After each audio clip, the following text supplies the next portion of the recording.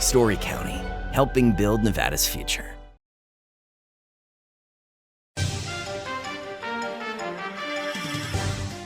Welcome to Nevada Newsmakers. On the broadcast today, Peter Guzman is here. He's the president of the Latin Chamber of Commerce, and he's here for the whole show on an all-new Nevada Newsmakers. A power line is more than a power line. It's maintaining the bottom line for small businesses.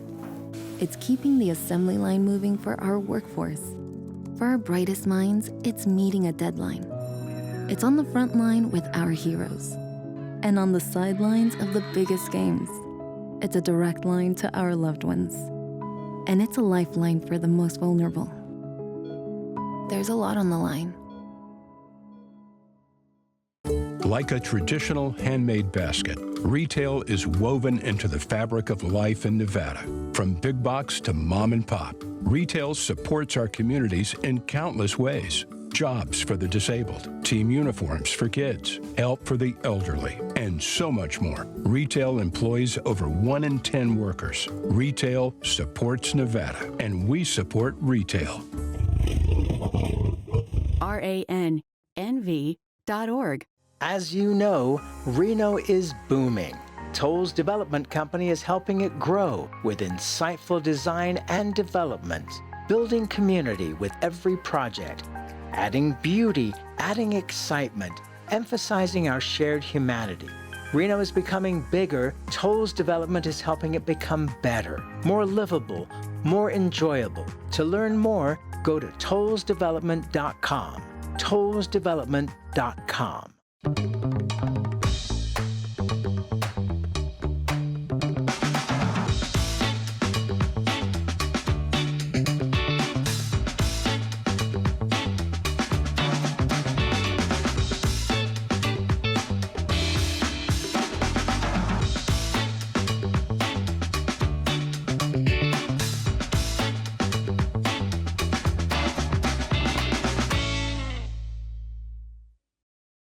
This is Nevada Newsmakers with host Sam Shad, a no-holds-barred political forum.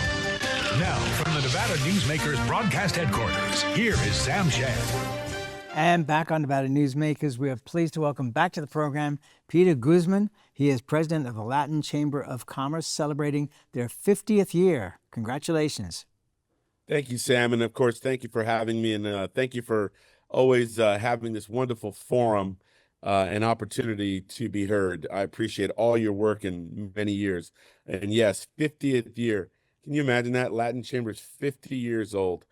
I owe a debt of gratitude, and so does every Hispanic, whether indirectly or directly, who was influenced by Otto Merida and him opening up this chamber. Can you imagine 50 years ago, kicking doors down to be heard? And just very grateful. I understand. I want to take you on a journey that you're not expecting this morning, to discuss what's going on in Cuba, what's going on with the United States in Cuba. And let's start, if I may, with the story of your family and your dad in particular. Yeah, I mean, I did not know we were going there, but that's fine. My dad left Cuba at about 19 years old, saw the writing on the wall and left his family, had to leave his mom and dad as a 19-year-old and make his journey to the United States. And I'm forever grateful that he did that. And, he used to talk to me just like Otto Merida, the founder of this chamber, is Cuban and left on a program called Peter Pan at 15 years old, never to see his parents again. The stories of like my grandparents having a great life in Cuba on Monday and it all being gone on Thursday is a true story. Like Fidel Castro came in and it basically eliminated the value of the money. So any money you had zero on Thursday. And it happened that quickly. From Monday to Thursday, it happened that quickly. And so, this is why I love this country so much, because of what my father taught me, and the fact that you have a fighting chance here. You don't in Cuba. And so, those people have been suffering. Communism is evil at its core. There is nothing humane and good about communism at all. It's evil, and to the point where places like Venezuela, Sam, they were blessed with oil and lots of it, and still the communist dictator murdering thug couldn't allow his people to celebrate and enjoy some of the wealth from that oil. People were literally getting food out of garbage cans in Venezuela. That is communism at its core. So imagine Cuba doesn't have oil. And so they relied on Venezuelan oil and oil from other places and still allowed its people to starve. And so uh, I never thought in my lifetime we would even get close to seeing anything different in Cuba. But I'm actually hopeful now that Marco Rubio um, is taking the lead on this thing, who understands very clearly the plight of the Cuban folks. And remember, that's 80 miles or 90 miles off our shores. You know, we got very, very lucky, Sam, that Russia, to our best of my knowledge, didn't point ICBMs with nuclear heads on them at the United States. Can you imagine allowing Russia and China to have Cuba and military bases there? It's actually a security issue for us. Yes, and you're going. For those that are not aware, you're going back to the Cuban Missile Crisis during the Kennedy administration, and people can Google that if they're not old enough to remember that. Yeah, Google it. I know, it's one of those things. Google it, kids, and you'll catch up with what your grandparents are talking about here. Over the years, we have tried many different ways to get rid of Fidel Castro and the regime. And none of them have been successful. The CIA tried it. The CIA even hired the mafia to try it during the 60s, and that didn't work. And even the embargo hasn't worked, obviously. We've had this embargo, and I traveled to Cuba when my father passed away because I wanted to, I took that death very hard, and I wanted to see his childhood. So I went. And let me tell you something, the embargo, with all due respect, it probably has meaningful thoughts behind it. But Fidel Castro and Raul Castro and Diaz Canal, the president now, these guys eat lobster every night. The embargo only hurt the very poor people there. I saw it from my own eyes. And so time's up. I really feel like time's up. This is an opportunity to get rid of threats within our hemisphere, within our shores. And Cuba is one of those places, because if Russia or China was allowed to have full-on bases there, they would point missiles at us. Well, what's interesting is at the beginning of this administration, we were looking at cutting aid to all these foreign countries, and people didn't really understand what that aid is all about. And what that aid is buying influence in those countries so that they will be friendly towards us. And, when you look at what's been going on with Russia over the years, and to a greater extent now with China, especially in Africa, they have been investing in all kinds of things all around the world where we haven't. And that's something that we need to get back to. And Sam, that is spot on. China has taken all the minerals, lithium, everything that Africa has. And by the way, go ask the African people if their lives have improved because of it. Because these folks come in with their communist thug mentality and take everything and don't ever allow its citizens to benefit from it. That is communism. Well, the interesting part, China in a way was kind of financially brilliant because they would loan money to these African countries to build, docks and wharves and things and all kinds of infrastructure. But they were loans. They weren't donations of money. And then when the countries couldn't pay, of course, then they were in bankruptcy and in great debt to China. So that was an interesting way to go. Go ahead. And I was going to say, and the media here, with all due respect, who should have an obligation to tell these stories. But the average American doesn't know that China's been stealing Africa over the last 20 years and creating influence there in a strategic location. And what does the media here do? When Trump and listen, I'm no fan of his a lot of his approaches, but when he talks about Greenland, they make a mockery of it without educating what Greenland really is strategically on the map and the importance of having influence in Greenland when it comes to threats to the United States. The average American just doesn't get it, and it's because the media doesn't tell that story. Well, what's funny is if you watch CNN International when you're traveling abroad, you will hear a whole different kind of CNN than the CNN that you see in this country.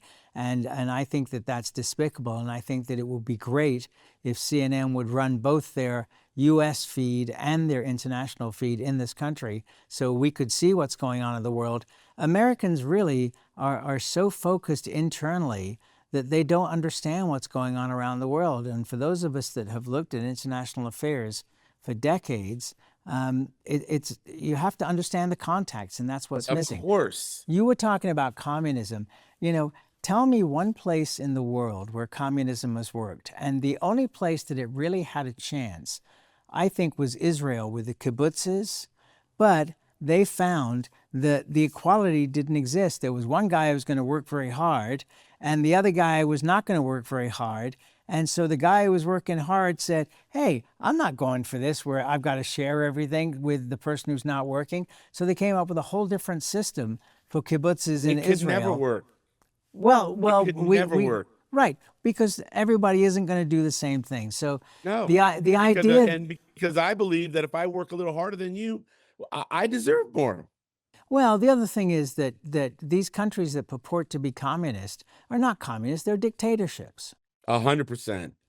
So, 100%. all right. So let us, you didn't point this out earlier, but we should say that Marco Rubio also has Cuban roots, and in fact, his Cuban roots extend into Las Vegas. Because Oh no, I did mention that. Oh, okay. I mentioned that he understands the Yeah, communism. no. You said he understands, but I mean, he has actually Cuban roots, and his cousin is Mo Dennis, who was a leader in the Senate here in Nevada, running for border regions now. Yeah, so we need to get him on and talk more about this as well. But where do you think we are heading with this at this point in time? Because the administration has got this tie-in between Venezuela, Cuba, and Iran.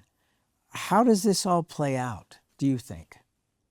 Well, I think the Cuban dictators, communist thugs, are already looking at Spain, already looking at where they're gonna get the heck out of Cuba and leave all the people behind and go find a little palace in Spain. That's what they do.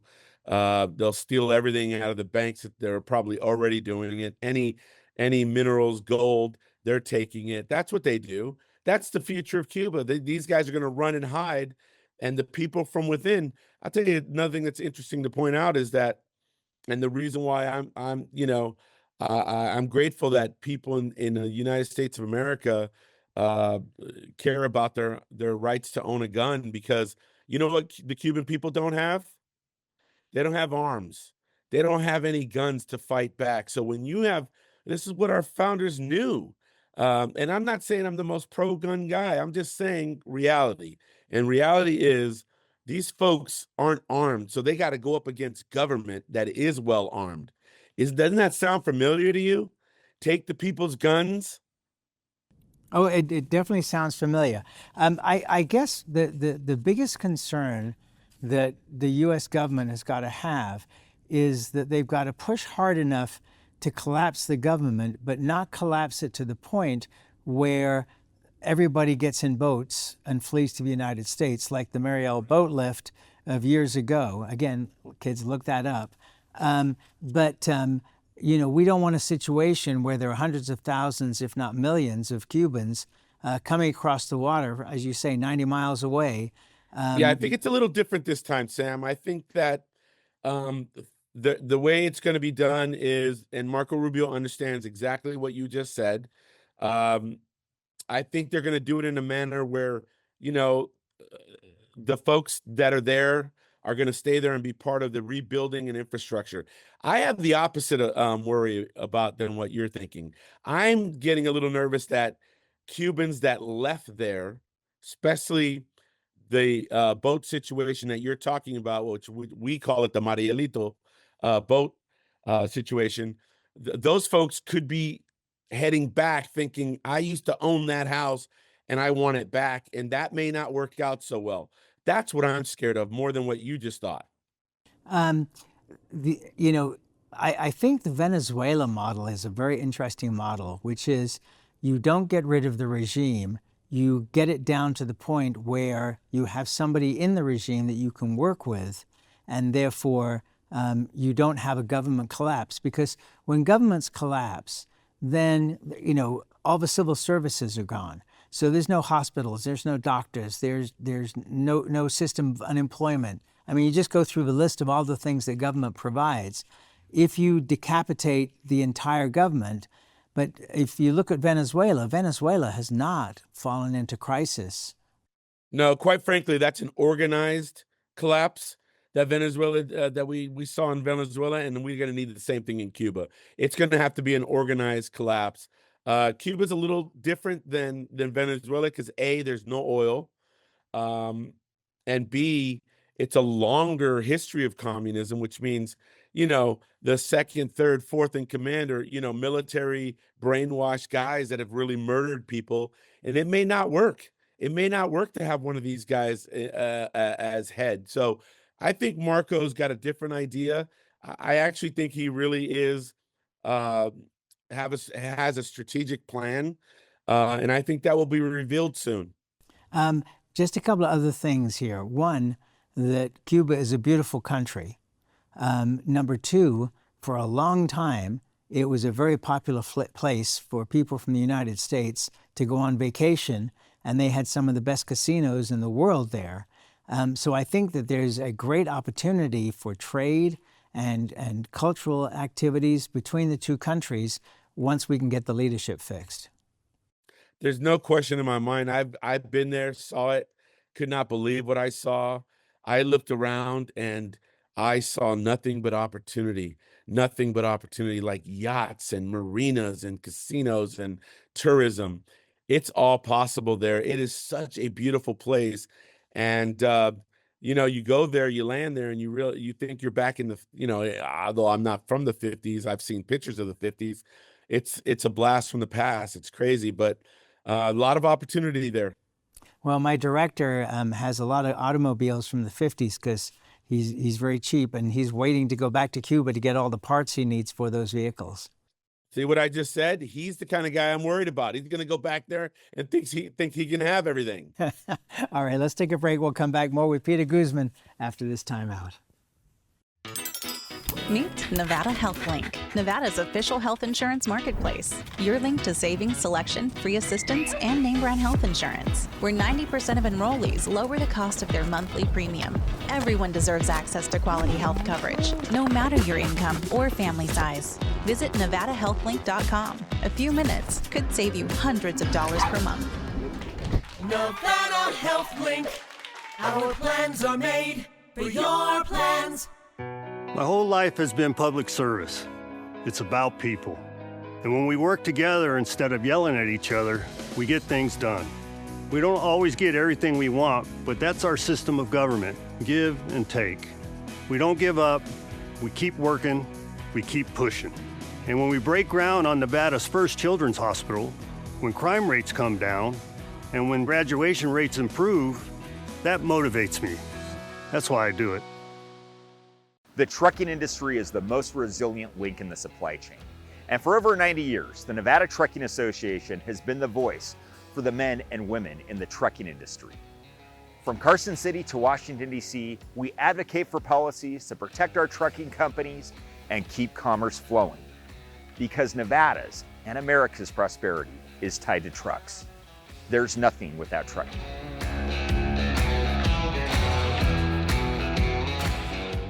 The Nevada Builders Alliance has been protecting the interests of the construction industry for over 50 years. Our programs save members thousands of dollars every year. and allow them to provide much needed benefits to their employees. Our industry also allows Nevada to grow. If you're thinking about a career in the construction industry, reach out. And if you haven't thought of a career in construction, what are you waiting for? We are the Nevada Builders Alliance. This is Nevada Newsmakers. And back on Nevada Newsmakers, we continue our conversation with Peter Guzman. He's the president of the Latin Chamber of Commerce. County commission races in Southern Nevada. Boy, exciting. You don't have quite as many candidates as CD2 up in the north, where there are 27 people battling over that seat. But you got a pretty good thing going. What are your thoughts? Yeah, I mean, the county commission up here, that's these primaries are just loaded with, in some cases, some great candidates, and letting them fight it out is what we do at the Latin Chamber of Commerce. We let candidates fight it out and see who really wants it and who's standing. You got great candidates running, though. The interesting part about the county commission is you also have an independent, which that has, an independent has never won a seat, as far as I know, in the county commission. But this year, everything's a little different this year, this cycle. Well, you're talking about Becky Harris. And Becky Harris was the first woman to head the Nevada Gaming Commission. Her campaign is being run by my good friend Tom Letizia, who has elected the last 3 mayors of Las Vegas, a 25-year track record there. That really is going to be an interesting general election. Let's not blow Tom Letizia's head up too much more than it needs to be. I mean, he had Oscar and Carolyn Goodman for a lot of those years. So let's not give Tom as much credit as he deserves. We'll take another break. We'll be right back after this. Thank you, Governor Lombardo, for making healthcare a priority, for bringing the first standalone children's hospital to Nevada, and addressing the physician shortage with legislation that's working. Governor Lombardo's building new mental health clinics, and his commitment to children's mental health will change lives. And Lombardo's Nevada Health Authority will ensure Nevadans have more access to affordable and reliable health care. Everyone likes to talk about improving health care. Joe Lombardo is actually getting things done.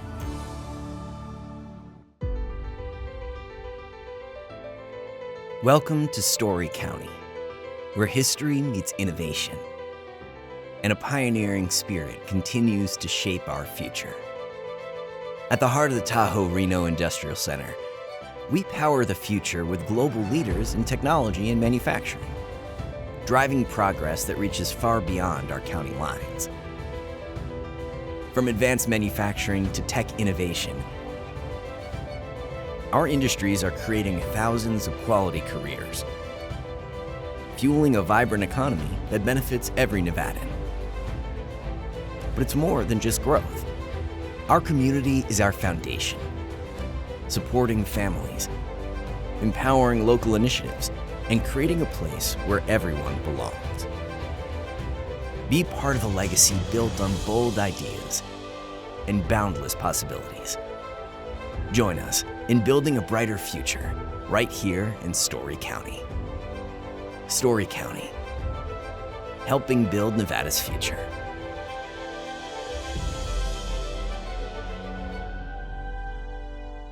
You'll be rolling with some swag during the $150,000 Spring Bling giveaways at Tamarack Casino. Make it rain with up to $5,000 in cash every week and 20 large in cash guaranteed during the grand finale drawing. We're blinging in your good times at Tamarack Casino. We're the Peters family, 2 combat veterans, our daughter Elle, and our Liberty Dogs puppy in training, Cooper. Cooper will grow up to be a life-changing companion to a veteran with visible or invisible challenges. We're helping Cooper build focus and confidence so he's ready to support his veteran.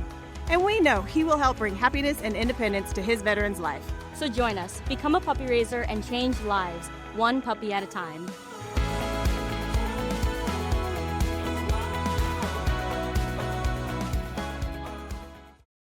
This is Nevada Newsmakers.